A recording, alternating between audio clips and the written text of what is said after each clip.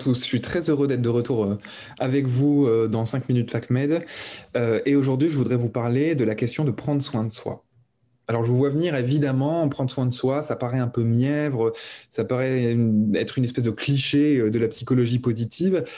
Et en même temps, il y a un vrai sujet avec prendre soin de soi. Pourquoi? Parce que, en tant qu'être humain, en tant que mammifère, on est sans doute beaucoup mieux équipé pour prendre soin des autres que pour prendre soin de soi.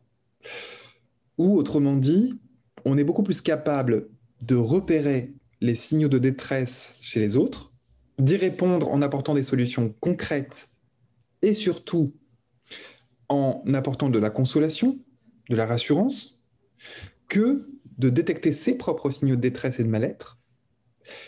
Et en plus, quand il s'agit de soi, on ne peut pas s'auto-rassurer et donc il faut demander de l'aide.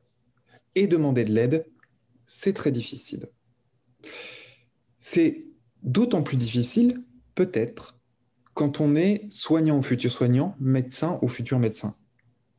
Pourquoi? Parce que quand on est médecin ou futur médecin, on a tendance à se dire, par vocation ou par obligation professionnelle, moi, mon boulot, c'est de m'occuper des autres. C'est de faire en sorte que les autres aillent mieux, et en particulier les plus vulnérables. Donc moi, ça passera après. Je peux boxer beaucoup, voire vraiment beaucoup. L'essentiel, c'est que les autres aillent mieux. Je peux m'oublier. L'essentiel, c'est que les autres aillent mieux. Mais moi, ce que je vous propose, c'est de penser qu'il peut y avoir un écueil à penser comme ça. Et pour vous en convaincre, prenez la situation d'un avion que vous prendriez pour aller en voyage. Vous savez, au début de ces voyages, il y a toujours les stewards et les hôtesses de l'air qui font leur petit balai pour vous expliquer les mesures de sécurité. Et ils vous disent bien qu'en cas de dépressurisation de la cabine, il faut, si vous êtes accompagné d'un enfant, il faut nécessairement mettre le masque à oxygène d'abord à vous et ensuite à l'enfant. Pourquoi? Parce que si vous mettez le masque à oxygène d'abord à l'enfant et que vous vous évanouissez, vous ne pourrez pas porter secours à l'enfant. Si vous mettez le masque à oxygène d'abord et que l'enfant s'évanouit, vous pourrez continuer à porter secours à l'enfant. La métaphore est la même pour un soignant. Un soignant qui soigne correctement, est un soignant qui va à peu près bien. C'est un soignant qui prend soin de soi.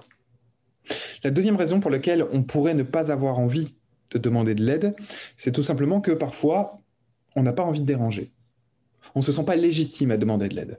Voire, on se dit, mais en fait, moi, j'ai pas grand-chose, il y a bien pire que moi. Et c'est vrai qu'on croise plein de gens qui vivent des choses terribles et qu'on peut toujours s'imaginer qu'il y a pire que soi. En réalité, au petit jeu de qui vit la pire vie, on peut toujours être perdant. On peut toujours trouver pire que soi.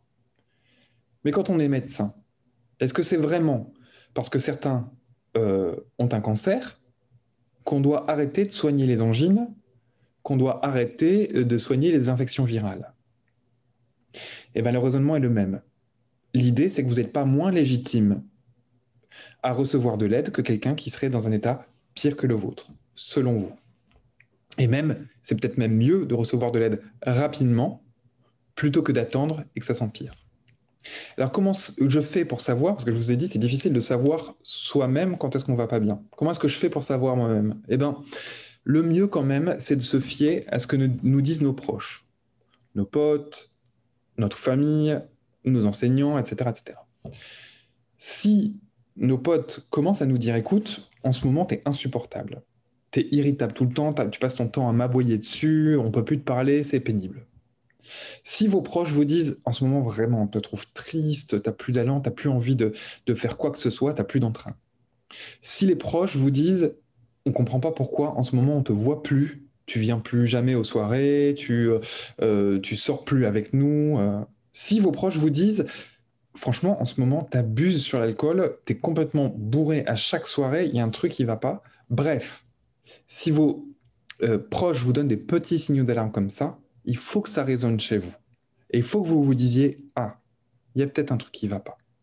Et à ce moment-là, qu'est-ce que vous faites? La première chose et la plus simple, c'est d'en parler à vos proches, de dire, bah ouais, effectivement, ça ne va pas. C'est une petite phrase, qui est parfois difficile à dire, mais qui est très payante.